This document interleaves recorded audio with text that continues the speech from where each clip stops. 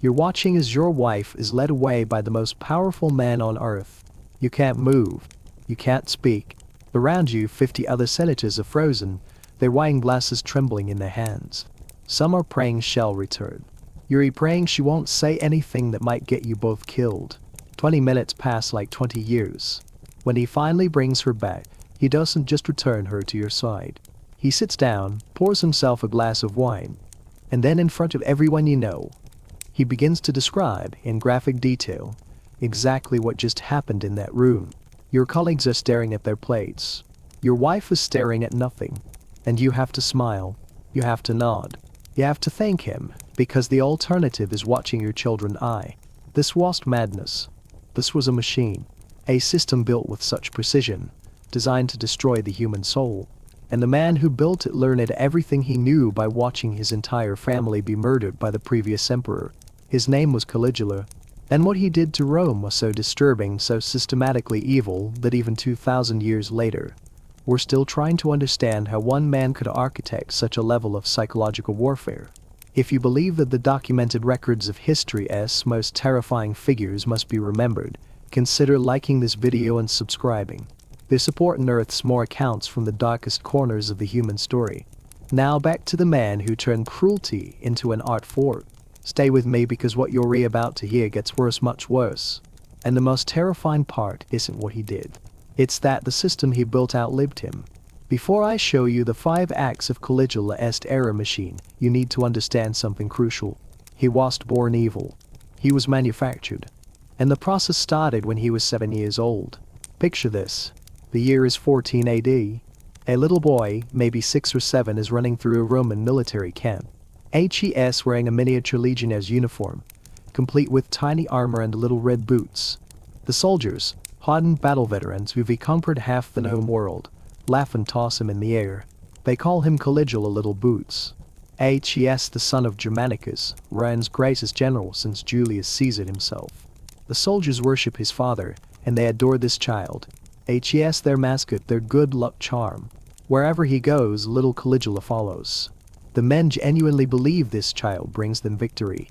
This boy is growing up thinking he's invincible, loved, and protected by the most powerful army on earth. He has no idea what's coming. 1 year later, his father dies. The official story says sudden illness. The whispered story poison. Ordered by someone close to the emperor. Maybe even the emperor himself. Caligula is 8 years old when the machine begins destroying his family. His mother is dragged from their home, accused of treason against the emperor. His oldest brother is arrested, imprisoned, starved, until he tries to eat the stuffing from his mattress. His second brother is exiled to an island, where he's tortured by guards, until he smashes his own head against the walls to end it. One by one they're erased, and young Caligula watches it all. By the time he's 19, he's the last one left, the sole survivor of his entire bloodline.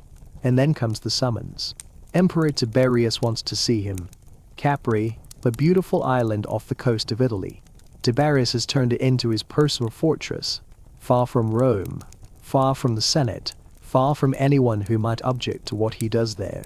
Ancient historian Suetonius Tacitus, people writing within living memory of these events, describe Capri as a house of horrors. Tiberius has become paranoid, depraved, surrounding himself with astrologers and yes-men, inventing new cruelties because he is bored. And into this environment walks teenage Caligula. He knows Tiberius murdered his family. Everyone knows it, but he can't show it. Can't even hint at it. One wrong look, one moment of grief, one flash of anger, and he's dead. So, he doesn't just survive, he excels. Suetonius writes something chilling: there never was a better servant or a worse master. Caligula learns to bury everything human inside him. He watches. He studies. He becomes exactly what Tiberius wants: obedient, entertaining, harmless. For 6 years he plays this role perfectly. And then, in 37 AD, Tiberius dies. Some say natural causes. Others say Caligula smothered him with a pillow. Either way, the 19-year-old hostage is now the most powerful person on earth. Rome celebrates, thinking they're getting the son of beloved Germanicus. They have no idea.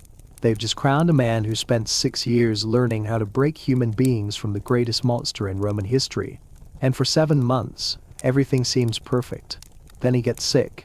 And the person who wakes up is not the same person who went to sleep. What happened during those fevered days? We'll never know. But when Caligula recovered, something inside him had shattered. And Rome was about to learn what he'd been hiding. What I'm about to describe isn't random violence. It's not the acts of a madman. Caligula built a system, 5 distinct tactics of psychological warfare, each one designed to destroy a different part of the human spirit. And the truly terrifying part is how methodical it was. Let me show you the blueprint. Act 1 of the machine, the sister goddess. Caligula had 3 sisters, but one, Drusilla, was different. Ancient sources claim their relationship crossed boundaries that even Rome found disturbing. Whether the rumors of incest were true or mere propaganda, what matters is that everyone believed it. And Caligula didn't just allow the rumors to swirl, he encouraged them.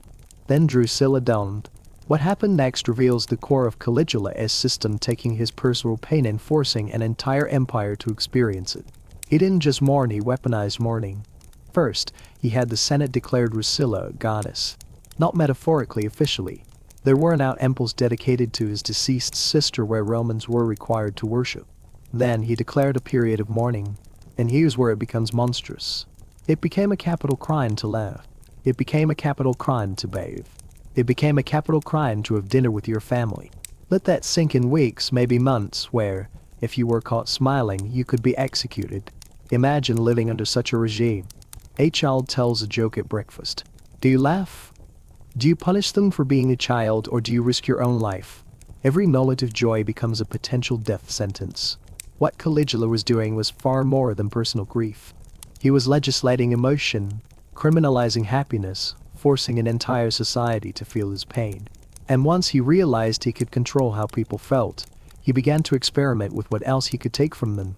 Act 2 of the machine, the imperial brothel. This next part is so disturbing that historians still debate whether it actually happened or if it was later exaggerated for propaganda. But here's what the ancient sources claim: Caligula established a brothel inside the imperial palace, not for himself but for the public as a business. And it was staffed by common prostitutes. It was staffed by the sons and daughters of Rome's noble families, the aristocracy, the senators, and the men who ruled the provinces and commanded legions. He had heralds go into the streets to announce the prices: different rates for married women versus unmarried women, special rates for virgins from senatorial families. And here's the detail that makes it particularly cruel: he allegedly kept ledgers, detailed records with names, dates, and transactions. Bureaucratic documentation of human degradation. Think about what this does psychologically. If you were a Roman nobleman, your entire identity was built on your family's honor. Your lineage was everything. Your name meant something. Now, imagine your daughter's name being advertised in the streets like livestock. Imagine a ledger with her name in it. And you can do absolutely nothing about it because the alternative is execution. Caligula was just taking their bodies. He was taking the one thing the Roman aristocracy valued more than life itself: their reputation, their legacy, their name. But he didn't stop there. He realized that public humiliation was powerful, but private humiliation with public witnesses, that was even more devastating. Act 3 of the machine, the banquet of predation. Picture this scene: you're at an imperial banquet sitting with your wife. Around you are 50, maybe 100 other senators with their wives. Everyone is drinking wine that tastes like fear. Caligula ends up. Everyone falls silent. He walks slowly between the tables, inspecting the women.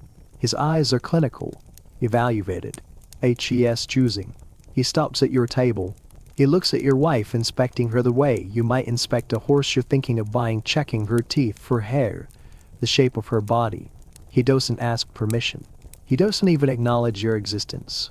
He simply takes her hand and leads her away. Use it there. The man next to you stares into his wine.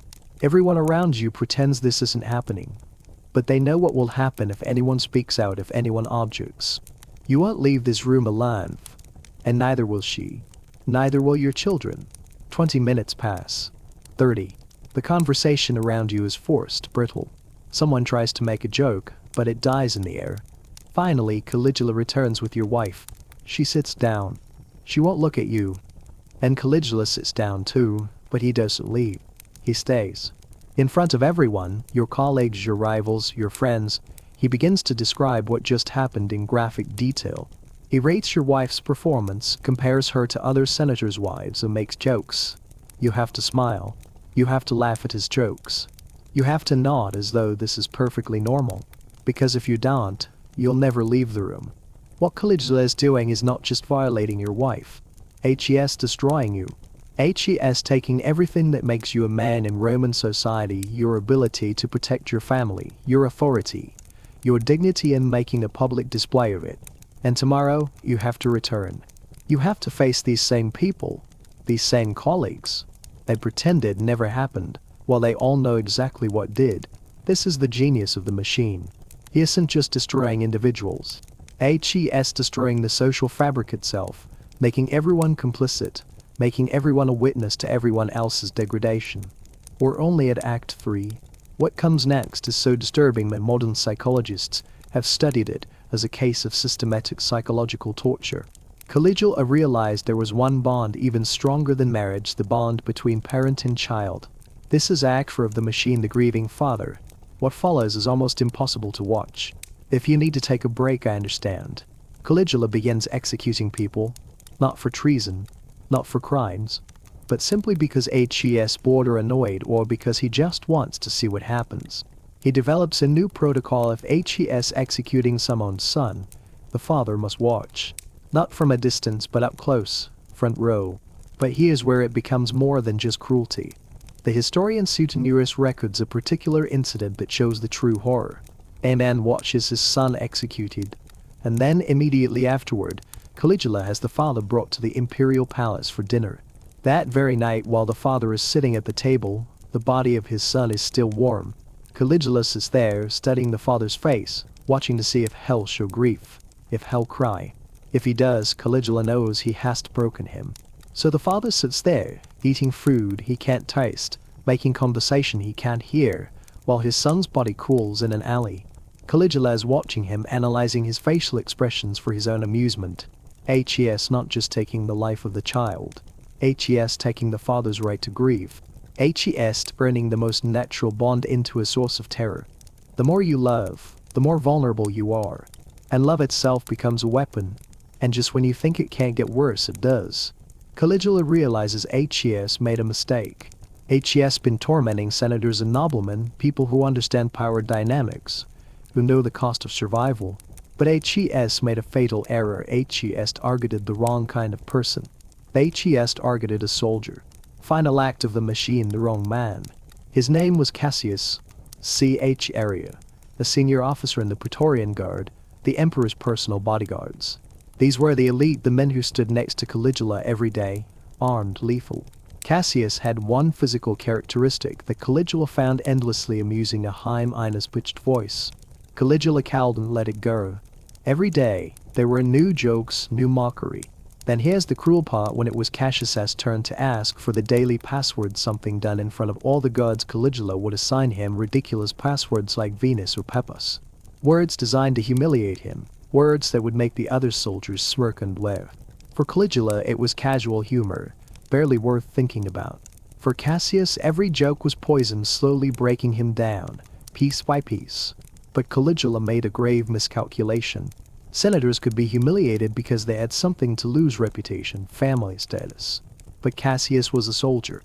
He didn't care about reputation or legacy. He was trained for violence. He stood next to the emperor every day with a sword on his hip. And Caligula had just taught him that life under this emperor wasn't worth living. So, Caligula pushed too far. And when you corner something that can kill you, it fights back. What happened next took less than 60 seconds, but it would change the course of Roman history. January 24th, 41 AD. Caligula is attending the theater. He's in a good mood, organizing games, planning performances. A few hours later, there's a play, and everything seems normal. Then, at midday, he decides to leave through a narrow underground corridor passageway connecting the theater to the palace. The conspirators are waiting. Cassius steps forward as Caligula approaches. This is routine. Guards always check in with the emperor. He asks for the day's password, and Caligula, completely unaware and still secure in his invincibility, gives one last sneering response. It's the last thing he ever says. Cassius screams, "Take this!" and drives his sword up under Caligula's ribs. Caligula tumbles, tries to run, but there's nowhere to go. The corridor is too narrow. There are conspirators at both ends. They swarm him. 30 stab wounds according to the sources. 30 strikes before they stop, ensuring there is nothing left alive. 4 years of accumulated rage, humiliation, and terror released in 60 seconds of frenzied violence. The monster is dead. And that's when it gets worse. The conspirators don't stop with Caligula. They find his wife, Sonia. She knows what's happening. She can hear the screaming. She's begging, pleading, trying to reason with the armed men who just killed an emperor. They stab her to death. Then, they find the nursery. Caligula's daughter, Julia Drusilla, is 2 years old. Maybe 3rd. The sources disagree. A soldier picks her up while she's crying for her mother, and swings her head first into a marble wall. They have to make sure there's no one left to avenge Caligula. No one who could grow up to seek vengeance. So, they kill a toddler. This is the moment when the machine breaks. It doesn't just stop, it devours everything connected to it. For a few hours, maybe a whole afternoon, it seems like Rome might actually change. The Senate gathers. They start debating. Some want to restore the Republic. Get rid of emperors entirely. Go back to the old ways. For the first time in generations, there's real discussion about what Rome should be. But then the Praetorian Guard makes a decision.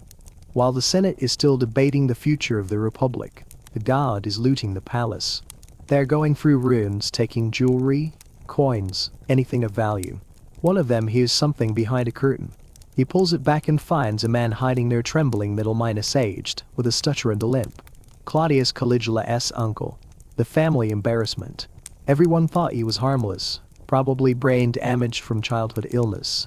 The god looks at him but doesn't see a harmless fool. He sees a new emperor. The Praetorians carry Claudius on their shoulders to their camp. They proclaim him emperor. And while the Senate is still debating the future of the Republic, the army has already decided. The system has survived. Here's what haunts me about this story. Caligula ruled for less than 4 years. 4 years. In the scope of Roman history, that's nothing. A blip, a footnote. And yet, 2,000 years later, we're still talking about him. Why? Because Caligula proved something terrifying about power.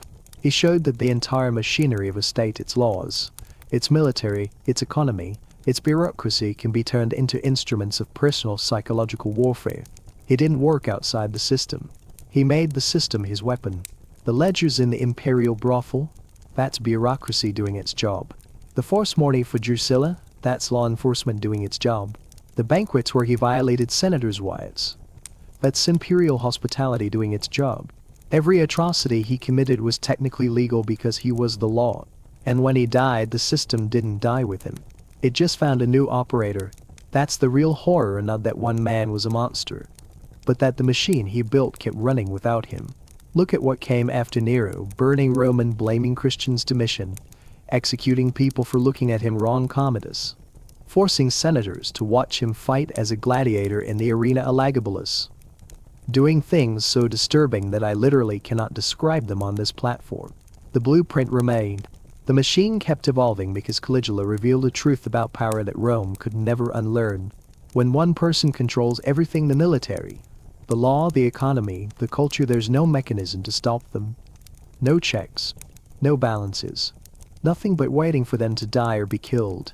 And even then, the system just finds someone new. Suetonius wrote that Caligula was the best of servants and the worst of masters. He learned tyranny by pretending to be the perfect subject. He studied under Tiberius, watched how a monster operates, learned every technique, every psychological tool, and then he perfected it. That's the warning. The real lesson.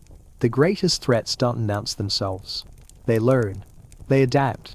They wear the mask of loyalty until they don't need it anymore. There's one more thing.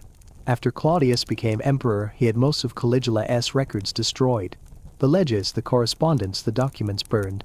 The official histories we have were written by men like Suetonius and Tacitus, decades later, working from memories, rumors, then surviving fragments.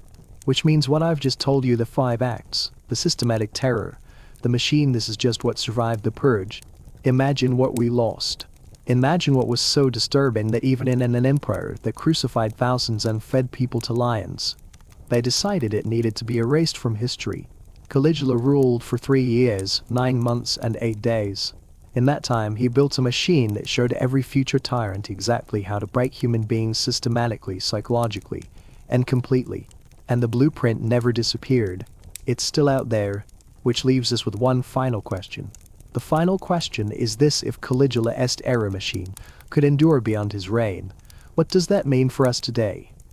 The notion of power structures being in place to protect us, ensuring that our leaders are accountable and that no single person can hold such destructive control, seems fundamental to our modern understanding. But Caligula's story teaches us a terrifying truth: once power is consolidated and absolute, the mechanisms to stop it become far weaker. No matter how monstrous or unstable the ruler, the system itself can continue to function long after that ruler is gone. We often look at history and tell ourselves that we are better, that we've evolved past the horrors of the past. Yet Caligula's reign proved that power, in its most twisted form, doesn't need a single man to maintain its grip. The systems, the institutions, and the structures that hold power together can survive far beyond the death of the individual who initially abused them. The methods may change, the names of the rulers may evolve, but the system of control, manipulation, and terror can remain constant, almost like an inherited disease that gets passed on to future generations. The real horror of Caligula was not simply the grotesque acts he committed, but the system he built. A system that didn't rely on one man's insanity but instead used the structures of power, government, law, religion, and military as tools to break and crush people psychologically. Caligula understood something terrifying about human nature. When people are forced to witness suffering, when they are made complicit in the degradation of others, they are easier to control. His cruelty was not just about inflicting pain, it was about getting others to accept it, to internalize it, to become numb to the horror. His actions were unisolated incidents, they were part of a carefully crafted blueprint designed to break the human spirit. Take, for example, the way Caligula weaponized mourning after the death of his sister Drusilla. He didn't simply mourn her loss in private. He forced the entire empire to mourn with him, criminalizing joy and personal happiness. He turned personal grief into a public spectacle, using it as a tool of psychological control. By legislating emotions, he could manipulate the population to feel what he wanted them to feel, to control the way they responded to pain, to make them not just witnesses to suffering but agents of it. Then, consider the imperial brothel, a structure meant to humiliate not just the women forced into its service, but also the noblemen whose reputations were irreparably destroyed. This wasn't simply about the power of sexual violence or public humiliation, it was about using the very thing Roman aristocracy held most dear, their honor, and turning it into a commodity, something to be traded, stolen, and mocked. When Caligula forced the sons and daughters of noble families into the brothel, he wasn't just humiliating them in private, he was taking their legacy, their very identity, and branding them with his cruelty. This public degradation was designed to dismantle the Roman social structure itself. It wasn't enough to humiliate a man. Caligula had to humiliate everything they stood for: their families, their names, their bloodlines. He understood that a person's legacy was everything in ancient Rome, and by stripping them of it, he stripped them of everything they were. The same went for the Senate. At his banquets, Caligula violated the wives of senators, breaking every moral and social convention. He turned these dinners into grotesque displays of power, where senators and their wives were at the mercy of a madman. But Caligula was just violating these women, he was violating the very idea of Roman society. He was demonstrating that in his world, nothing was sacred. Family honor, gone. Social respect, gone. The dignity of Roman citizens, gone. This act was not just about destroying individuals, it was about eroding the foundation of society itself. Caligula knew that if he could destroy the social bonds between people, he could make them subservient to him. If the bonds of trust and honor were shattered, then the people would have nothing left but fear. And then, there's the final act, the killing of the father in front of his son, the utter destruction of familial love. This goes beyond cruelty. It's a sophisticated form of psychological warfare. The bond between parent and child is one of the strongest known to humanity, and Caligula knew that by taking that away, he could make people question everything they held dear. The father's right to grieve for his son was stripped from him. Instead of mourning, he had to sit and dine with the man who ordered his child's death. Caligula turned the deepest human bond into a tool of terror, and in doing so, he transformed love into a weapon against those who loved. And then there's the moment of Caligula's downfall, the moment when he made a fatal error by humiliating a soldier like Cassius Caesar. This was the tipping point, the moment when the machine he built turned against him. He had assumed that everyone under his rule could be broken, that fear would always hold them in place. But he underestimated the power of a soldier, someone trained to fight, to defend, and to endure violence. Caligula's casual cruelty had pushed Caesar to the breaking point, and in one swift moment, the machine fell apart. The system, once so carefully designed, had failed because it had pushed too far, cornering someone who was capable of fighting back. January 24th, 41 AD, Caligula's final moments. The assassination was swift, brutal, and final, but what happened afterward is what's truly chilling. As the conspirators worked their way through Caligula's family, it left a trail of destruction that wasn't just physical, it was psychological. They didn't just kill, they annihilated what remained of his power. They killed his wife, his daughter, and, most hauntingly, the machine itself continued to destroy long after he was gone.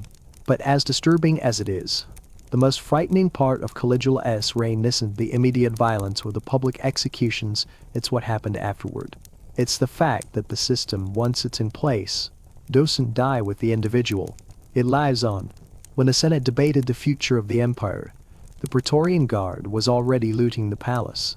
They weren't interested in freedom or democracy. They were interested in maintaining the power structure, no matter who was in charge.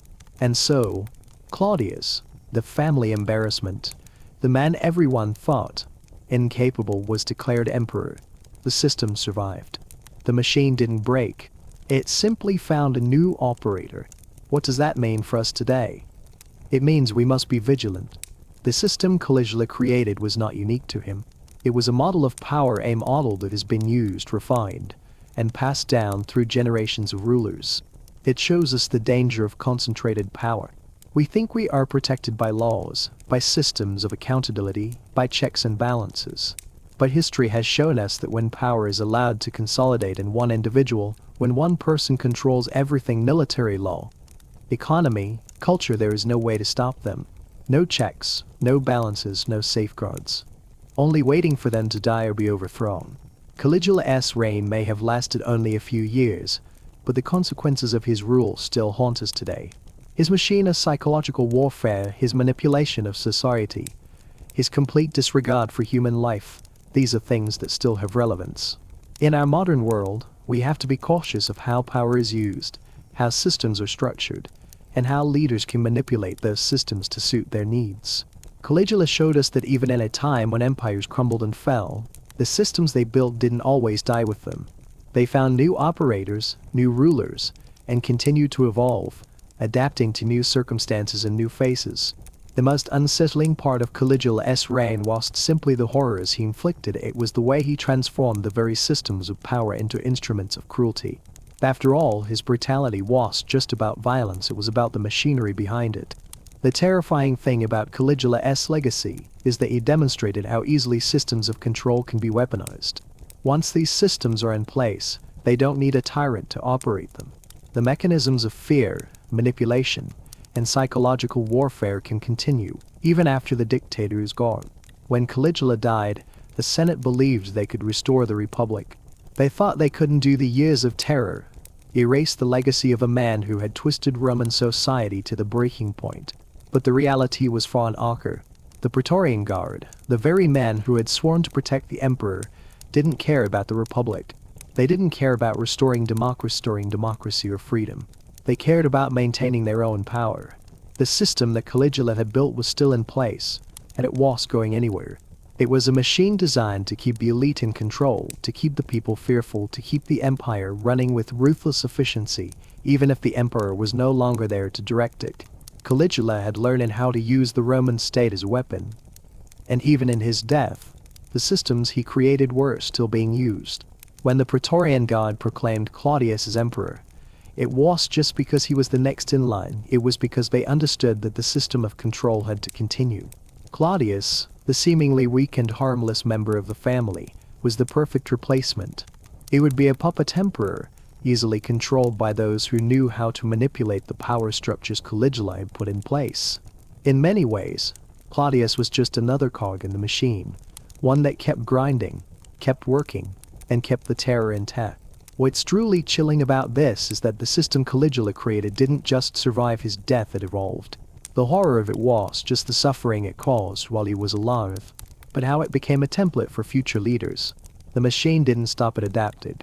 The next rulers didn't need to learn how to be as cruel as Caligula. His blueprint had already laid the foundation for them. It was a system that, once it took root, could outlive any one man, any one emperor.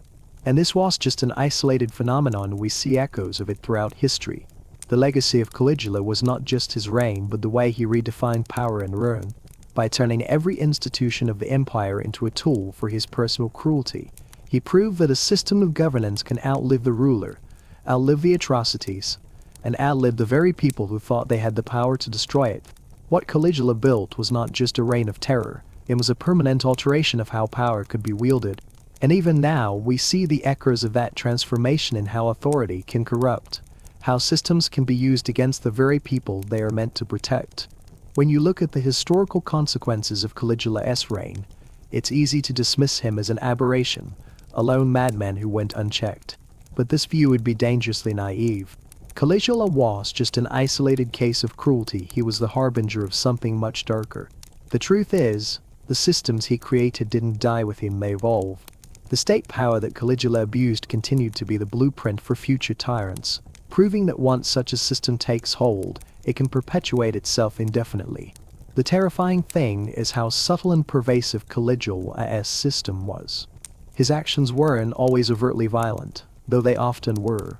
Much of his terror was psychological, attacking people's sense of self, dignity, and identity.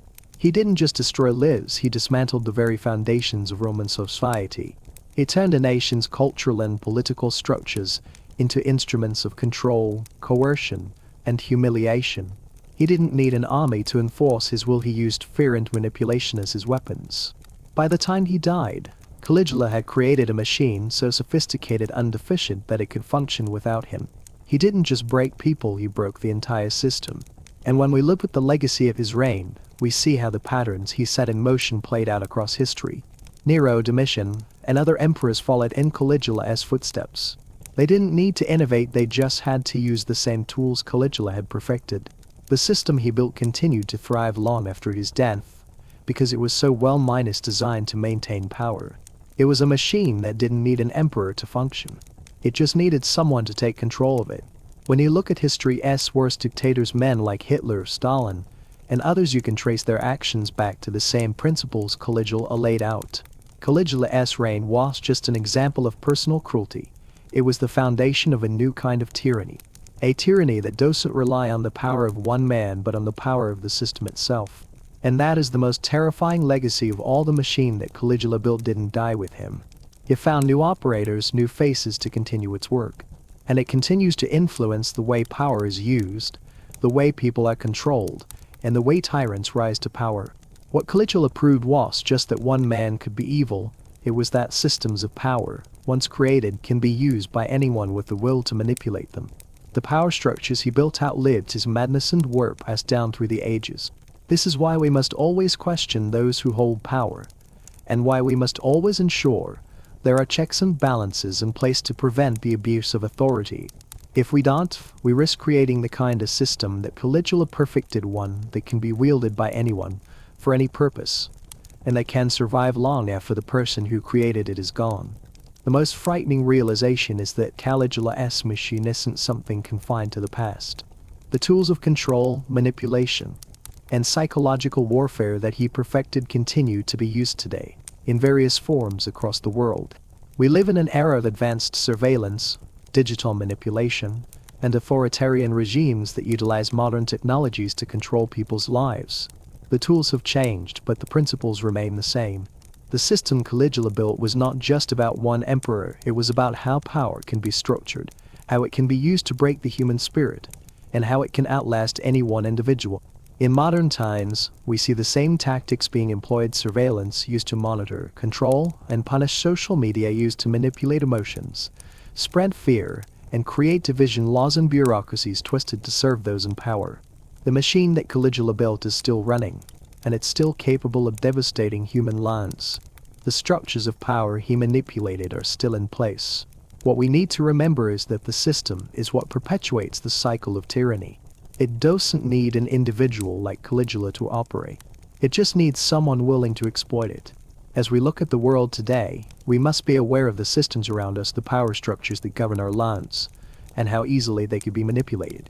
Caligula's machine may have been born from the darkest corners of Roman history, but its legacy lives on in the systems of control that surround us today. It's up to us to recognize these systems, to resist them, and to ensure that history's most terrifying lessons are not repeated. The truth is, we're not as far removed from Caligula's reign as we may like to believe. The same systems that allowed him to wreak havoc on Roman society still exist, albeit in different forms. And as long as those systems exist, we must remain vigilant.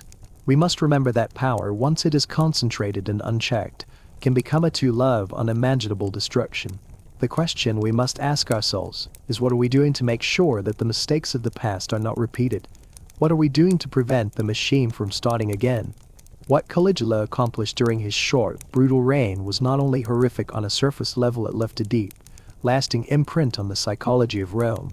Caligula, as we've seen, didn't simply employ violence or terror. He understood the human mind and how deeply fear can alter a society. He created a system that deliberately pushed human beings to their limits, breaking their wills and forcing men to internalize cruelty as the new normal. The most terrifying thing about Caligula's reign isn't just the acts he committed, it's that they were designed with the psychological warfare in mind. He didn't just want people to fear him, he wanted them to believe that they were powerless, that nothing in their lives could be trusted or relied upon. His actions were an experiment in the ultimate form of submission. By weaponizing human emotions, grief, humiliation, love, fear, he forced people to constantly question themselves, question their society, and question their very identities. He blurred the line between what was real and what was forced upon them. A man who could turn public grief into a crime, a man who could strip people of their sense of family, honor and reputation, was a man who knew exactly how to manipulate the human psyche. And what's even more disturbing is that Caligula's reign marked the beginning of a trend in history. His cruelty wasn't an isolated case of one person's madness, it became a model for others. Emperors who followed him, such as Nero and Domitian, learned for his methods. They adapted and refined his psychological tactics to continue breaking the human spirit, using the same systems of power Caligula created. And those systems didn't die with the emperors who wielded them. They were passed down to the next generation of rulers, showing that psychological manipulation and terror can transcend an individual and become a system that adapts, evolves, and persists. The long, lasting effects of Caligula's reign show us that once a system of fear is ingrained, it becomes nearly impossible to uproot. It becomes institutionalized, normalized.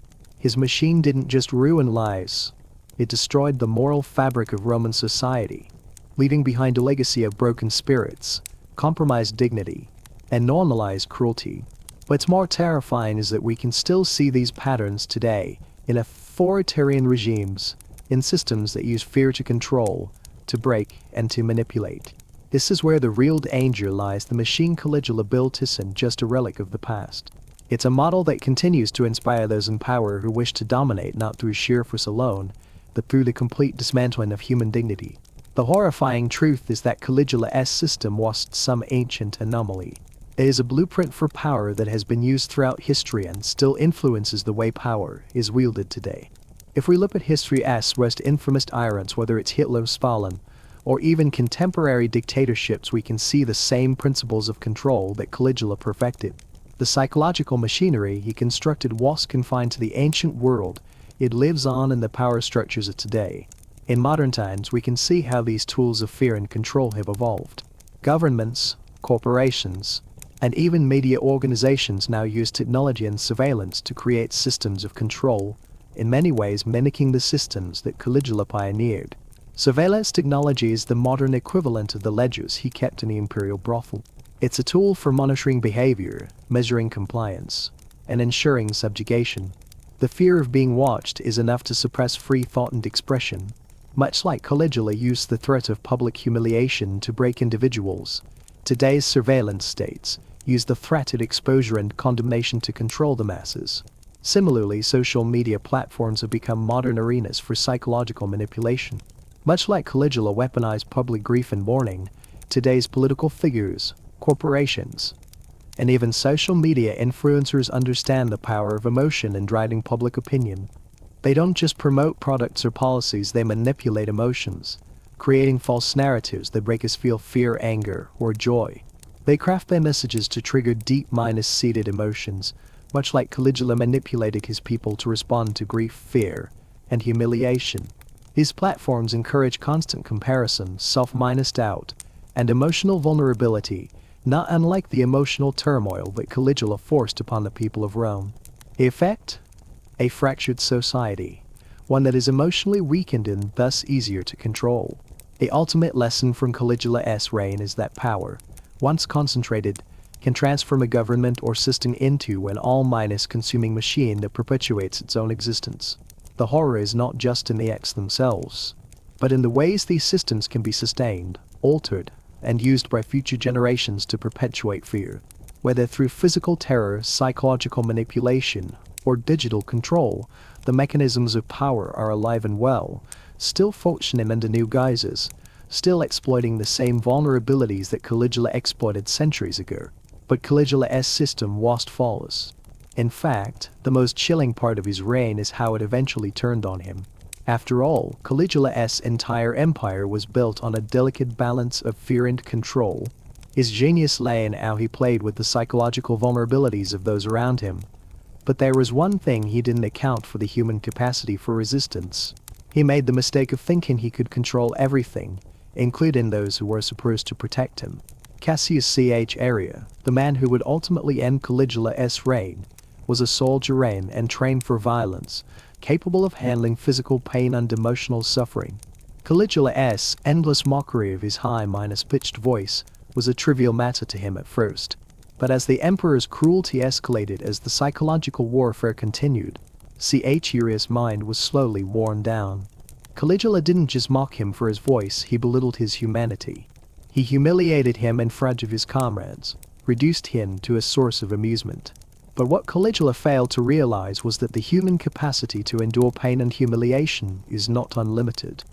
Area, the man who had stood by Caligula's side, finally realized that there was no longer any life worth living under this regime. By targeting the Praetorian Guard, Caligula pushed his guards to the point where they saw no value in continuing to serve him. He made a fatal error in assuming that those who served him would continue to do so under any circumstance. The machine he had built was too dependent on fear and control; it had no room for respect or loyalty. When the gods finally realized they had nothing to lose, they turned against him. It was the moment of reckoning, and it took less than a minute for Caligula's reign to be reduced to a pile of blood and broken bodies. But the real tragedy here is that Caligula's system didn't collapse with his death. While he fell, the machine continued, and Rome would suffer under the next generation of tyrants who perfected the blueprint he had built. The legacy of Caligula's rule wasn't just in the suffering of those who lived under it. It was in the system he created that could endure through any regime, making future leaders capable of mimicking his tactics without the need to learn from scratch. What's truly disturbing about Caligula's reign is not just the scale of his cruelty, but the way in which it systematically destroyed the very fabric of Roman society. Caligula's acts were more than just violent outbursts; they were calculated, designed to tear apart relationships, identities, and communities. At the core of his system was an understanding that power doesn't just rely on physical violence. It operates through the very dismantling of human connection and self-worth. The psychological impact of his rule was felt far beyond the walls of the imperial palace. Senators, once powerful figures in their own right, were reduced to trembling husks of men. Their families, once pillars of Roman virtue, were crushed by humiliation. Their reputations permanently tarnished by the most intimate forms of violation. But it wasn't just physical destruction that Caligula sought, it was the destruction of every form of human dignity. The violence he perpetrated was not random, it was targeted. The women he violated, the fathers he tortured with the sight of their children's execution, all of it was part of a carefully crafted psychological weapon aimed at breaking the will of every citizen of Rome. Caligula's cruelty wasn't confined to the elite or the senators. Ordinary Roman citizens also felt the weight of his terror. His use of propaganda and manipulation permeated all levels of society. The execution of the innocent, the systematic breakdown of personal honor, and the public displays of power weren't just about showing who was in charge, they were about reshaping Roman society from the inside out. Caligula's actions were a stark reminder of how power can weaponize every aspect of life, reducing individuals to nothing more than pawns in a terrifying game of psychological warfare.